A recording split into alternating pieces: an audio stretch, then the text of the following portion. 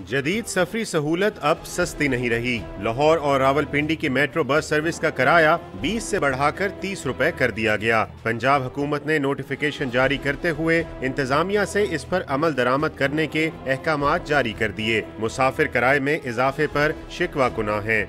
आगे कौन मार रही है, आगे जुल्म कब्रिस्तान पे टैक्स लगा रही है, ये भी लगा दें। जुल्म नहीं है, गरीब आदमी सफ़र करता है उसको परेशान कर रहे हैं हर तरह से। जो लोग इतना लॉन्ग सफ़र करते हैं 20 रुपये देते हैं, अगर वो 30 दे दें तो फ़र्क नहीं पड़ेगा, लेकिन आपके अखराजात हुकूमत के बहुत ज़्यादा कम हो गए। मेरे राय में 30 रुपये ठीक कराया। गरीब आदमी को बड़ा फायदा 20 रुपये। दाता साहब तो बह गए थे आगे भी फायदा। पंजाब हुकूमत के मुताबिक लाहौर और रावलपिंडी मेट्रो पर सालाना तकरीबन 6 अरब रुपए सब्सिडी दी जा रही है। कराओं में इजाफे से खजाने पर पड़ने वाले बोझ में कमी वाक़ई होगी। कैमरामैन खुरम शहजाद के साथ उमर फारूक, डॉन न्यूज़, लाहौर।